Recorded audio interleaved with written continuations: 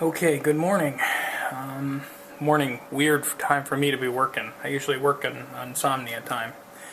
We have a care package here from Electronic Surplus. This took one business day, I suppose, and it arrived the next. So I ordered this on Sunday night, and here we are on Tuesday and we have our care package. So let's get this open. I'm trying to open it, I know. Unboxing over top of the amplifier probably just doesn't seem that brilliant. Okay, so there's that. And our friends packed it in newspaper. How nice. We have a few things that have nothing to do with this amplifier. We've got some bungee speaker cords. Or, no, I'm sorry, they're actually bungee headphone cords. So, they're actually pretty cool. I like that. Alright, so now we need to find our pieces parts. It feels like there's a bag of stuff in here. What do we have here? We have, looks like everything, I think. Huh, it looks like Buddy sent me a couple extra pieces here. So it looks like this is all of our stuff. Let's take a look at what we actually have here.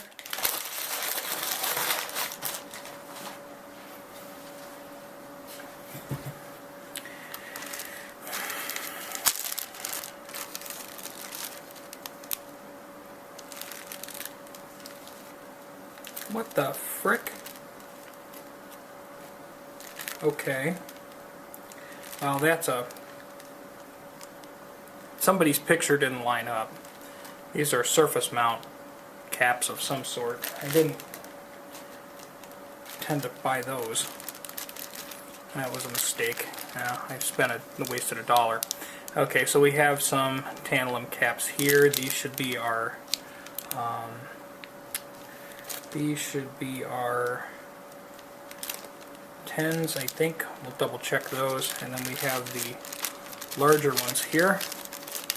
So if we bump into any bad tantalum caps in the way, we've got that covered. But that's not the key here. We are going to replace this cap right here. I already put an electrolytic in it. But that one right there, that's the one that's got to get replaced. Because it's not within tolerance. Okay, we have here, I thought I asked for one, but I got two. This is actually an original type replacement for our large spaceship transistor. And then for our small transistors, we have a 2N5088, which should be a good replacement for this type right there.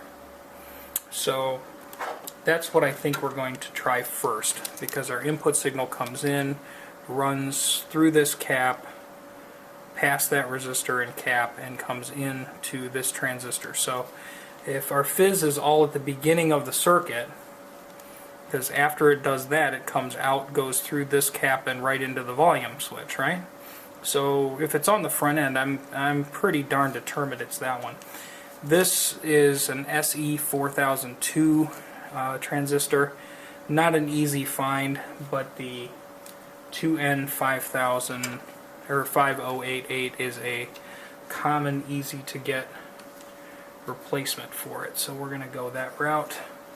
So we'll try to desolder our transistor, and of course, like usual, I don't have the garbage can over here. So if we're going to operate the desoldering iron, get the garbage can. Be right back. Okay, and we're back. So let's see about desoldering that transistor right there.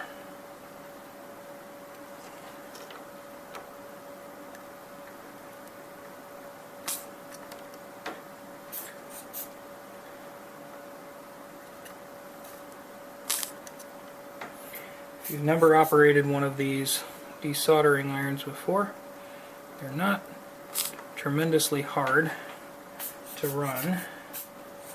Just make sure that, and unfortunately this type of board is not the ideal for this, but that's okay. Sometimes it helps if you wiggle it a little bit and dislodge it, but whatever you do, never ever ever squeeze the red ball when you're above your circuit board, because you will splatter solder all over the place, and then you will feel very, very silly about it.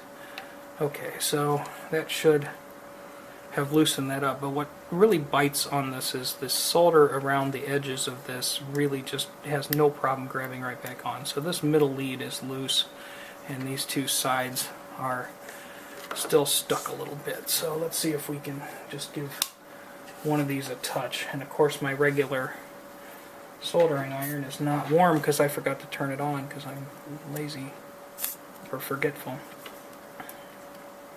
Okay, so two legs are loose now. There we go. Got her. Okay, so yay. That's out. So that's an SE4002. That's suspect. We're not going to throw that in the garbage yet, but we'll set it over here. This component is what I would consider to be suspect. It came out significantly off of what I would consider to be tolerance. It's supposed to be 1 mic, and it came out at like 0.91 mic, which normally capacitors, in my experience, when they're in good health, will measure right on or a little over. If they're a little under, we forgive, but that's significantly under. That's almost 10%, and I know they're probably supposed to be 20% tolerance components, but give me a break. At some point I can't stand no more. Okay, so I looked at the diagram. Let's make sure this is what they said it was. Yeah, that looks good. Okay, so this leg, pin 1 on this, is supposed to be the emitter, and the emitter goes to the volume switch, which is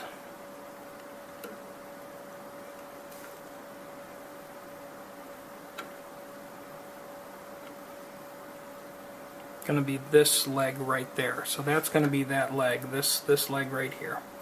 So this is going to go in this way. I absolutely obsessed about trying to get this in right, because having a little bit of a dyslexic thing going on here, it's one of my challenges. So I have to check 2 times, 3 times, 4 times. I have to make sure I really have this right.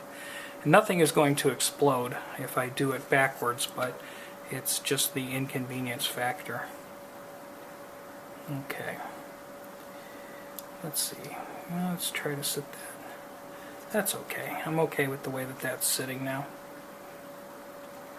So our emitter goes to our volume. No, I did it backwards, didn't I? Hold on. Did I do it backwards?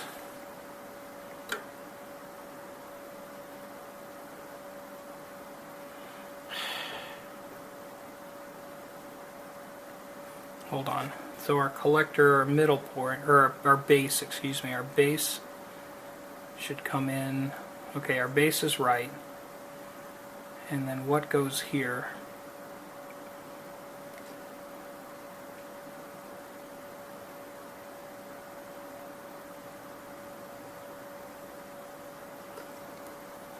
Where does this leg go? That goes to this, which then goes to this, which then goes... The frick? No, I think I do have her backwards. Where's our leads for our volume? They should be on one side of the volume knob. Let's look at which one's the volume. Okay, this is the volume knob.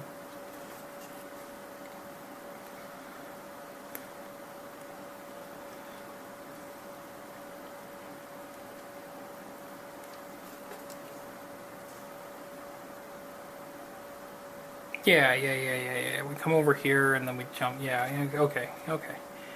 Well, what's the worst that could happen, right? If it is backwards, then it just doesn't work. And this is a 10-cent transistor, so if it does smoke, it's just going to be annoying. I do have the other spaceship transistor if we need it, but after we get this plugged in, we'll try and make her work, and if it works and doesn't sizzle like a banshee, we will be happy.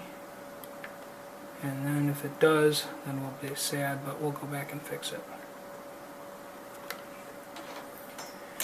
Okay, so that's soldered in. And we need to clip our leads wherever our clippers are. Did I make any solder bridges? It does not appear so.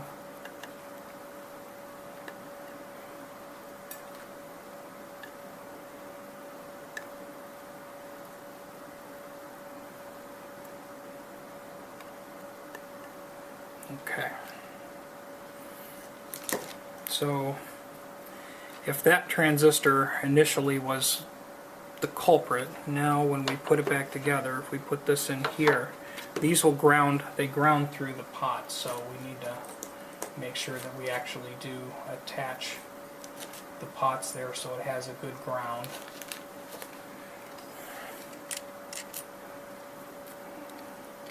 So we'll screw that back together. I'm going to shut the camera off because this is just kind of a bit of a time waster.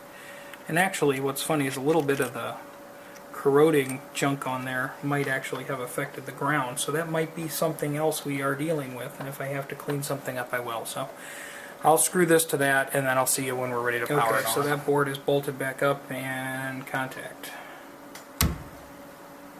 Okay, so we got a big thump, which is kind of normal when you turn on a powerful amp, right?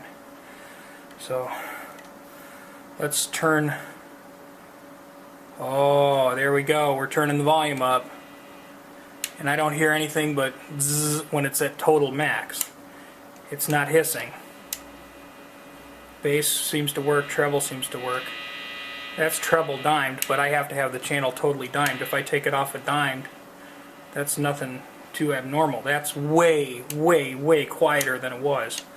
I mean, big time quieter. Okay, so let's try our cable here. So we'll do a little bit of a finger on the tip. Wow, even with the volume at 0, I still get a little bit of signal through there.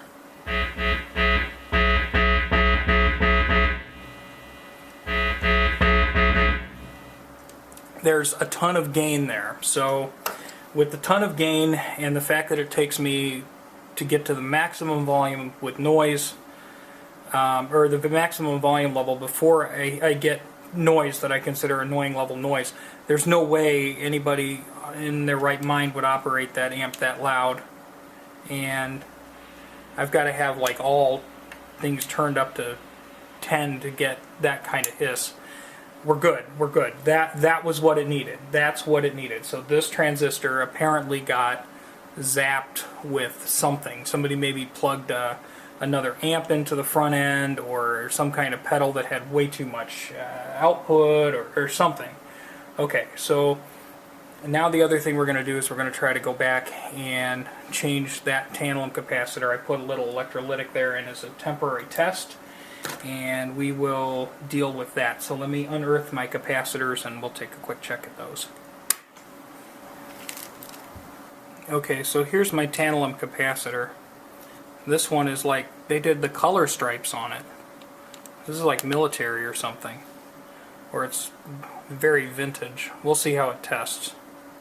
I might just leave that electrolytic in if these test like crap. They came from a surplus store. Okay, yeah, so that's supposed to be a 10 mic, and it tests as 11 mic. The ESR on that particular one is a little higher than I'd like to see, but it should be okay. It's roughly what we had with some of the others. Let me check one more here. I wish this told me the polarization. It doesn't tell me the polarization. Grrr. Why do you not tell me polarization? Now, granted, there's a stripe here. There's a green on that side and not on that side, so that tells me the polarization, but damned if I know how to read that. So the internet is your friend. We'll look on the internet and we'll see what the internet says. Alright, let's test one more.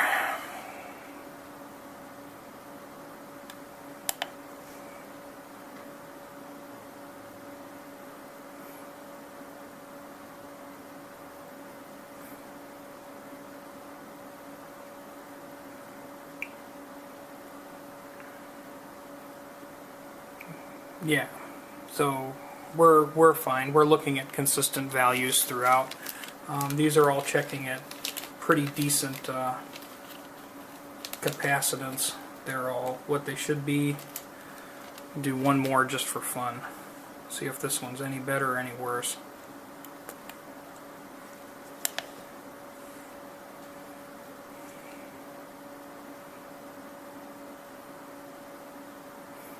Oh yeah, there we go. That's good. I like this one. That's my favorite of the three. Okay, so how do they mark these? I don't know. I'm going to guess that this stripe is the negative. I'm going to think that the stripe is the negative, but we're going to double check online and then we'll solder that in. Okay, well, this could either go really well or really wrong. I tried to look it up and see, and the internet doesn't seem to know. Every tantalum capacitor they have has the plus sign on it, and mine doesn't. But this is an older marking. I don't know, it looks like a military or something, but it's an older style marking, and we have black, blue, and then we have this green right here. I'm going to guess that that green is telling me which side's the positive, because some of the makers have a stripe on the one side, so I'm going to guess that that's the positive. So if that doesn't go well, we're going to get a little bit of a boom here. So if we get a boom, we get a boom. I'm out a 25 or 30 cent capacitor, right? All because I got ones with crazy markings on them.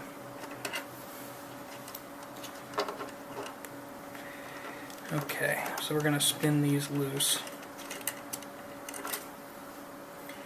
And we're going to do something smart right now. One of the smartest things I've done today so far.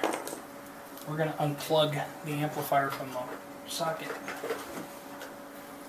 So just in case my silly brain whacks into the amplifier, I don't shock myself. This is Mr. V's amplifier channel. This is not electro boom, so zapping yourself is not considered a merit of our channel. Something I would rather not do. Okay, so the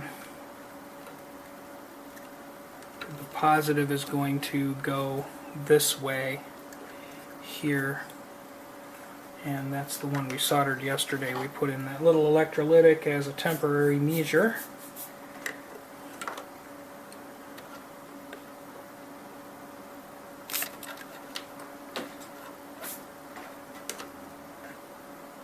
Which didn't solve anything. And technically the original capacitor isn't so far out of tolerance that if I put it back in I wouldn't really be hurting anything. So what's really crazy is, you know, you end up spending $20-some buying parts at the store, in this case with freight and everything about $30. And it turns out you needed a 10-cent transistor. But the problem is when you don't have the stuff at your doorstep, you need to try to make sure you cover all the bases, so you only have to put in one order, so the dang thing is, you know, fixed the first time.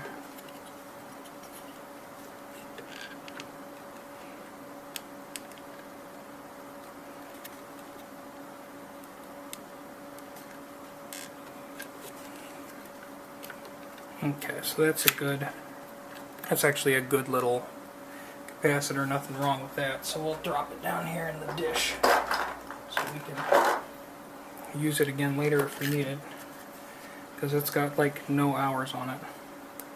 And we decided that the stripe is going to go to this side over here.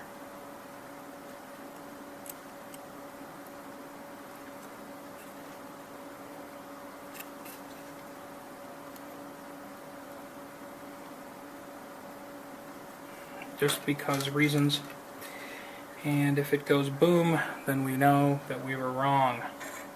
And I'm sure there's some veteran technician at home screaming at me, going, "Hey, dumb, you're wrong, you're wrong." And then again, there's probably a couple technicians going, "Yeah, I think you're right," or going, "Hell if I know." Okay.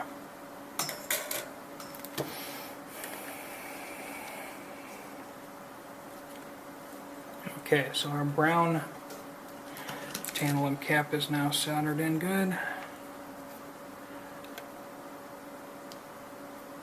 That will give us again the correct value of 10 microfarad, where the original one was not putting out its proper value of 10 microfarad. It was putting out 9.1 microfarad. So now we have the correct capacitance value here, and put it back on, apply some juice and see if it smokes. And before we put it back on, let's not forget our grounding washers, because if this works, we're just going to be closing her up. We're done. Yay! See you in a minute. Okay, and we're back.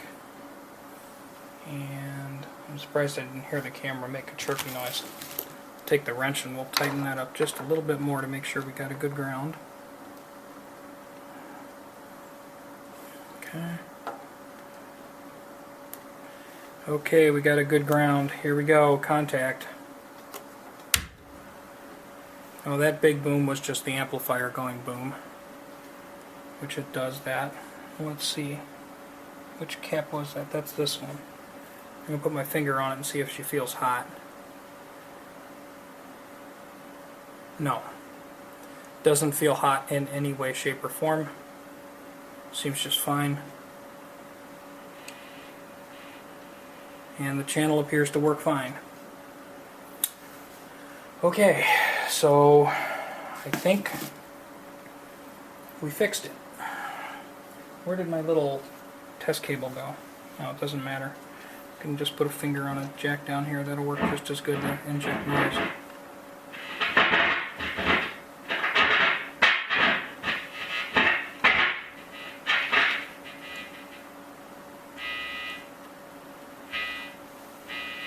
Yeah, these jacks need to be cleaned down here, but let's just put a little noise in there.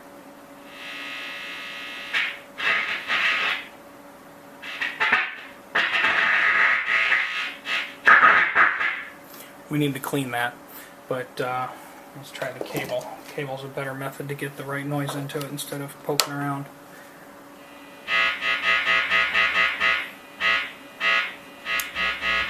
More bass, less bass, that works. Less treble, more treble. Okay, I think we're good. Now I just need to try this bright switch, and to turn that we'll have to use the wrench because I don't have the knobs on it. We'll try to turn that with the wrench and see if it should turn the boost circuit on or off here. I think it's off.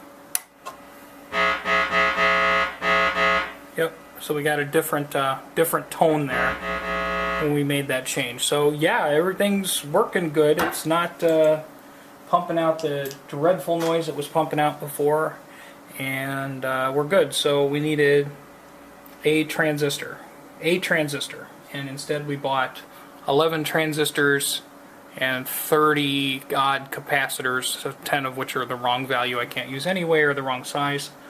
Thanks for the goof, but you know, we spent $30 when we needed to spend $1 plus freight, so it would have been like $8 or $9 to test one thing, and then if I was wrong I would have been screwed. So that is the life of a technician, people. So yeah, clean it up, button it up, and I guess we're gonna make a demo video later today. Cool, thanks for watching. I win. Okay, so now that I've got our potato camera working again, wouldn't you love it? The camera craps out when I want to actually just do the final test. We'll take a look at this in a little bit. The whole thing has been cleaned, and the Naugahyde has all been done with an Armor All-like product that makes it really shine. So since this is essentially old school car upholstery, I figured we'd treat it like a hot rod and really shine her up. So looking good. Alright, now the amp is on, the volumes are both at 0, and there's a wee bit of hiss, but that's the power feeding the speakers, and they're very sensitive. So we're in the high gain, which is the low signal input. We'll check the normal channel. There's our buzz, bass, good, treble, good there, and our bright switch. So difference. Everything is good there.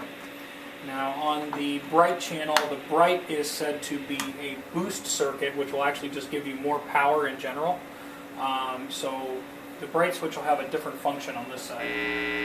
There's our general noise, bass, treble. This thing can put out a lot of treble. I notice I get that squealy on my noise. And the bright. You can hear the booster circuit dropping out. And I find that booster circuit not only boosts treble but bass, which is not what I think of when I think of bright. So we are officially fixed, and now that we're fixed, we're going to clean out a little bit of space on the amp wall, set it up, and then we'll do our demo. So thanks for watching. I'm glad we got this fixed, and it's a really cool addition to our amp wall. I think it's cool. Don't you think it's cool? You have to think it's cool. Come on. It's cool. Alright, bye.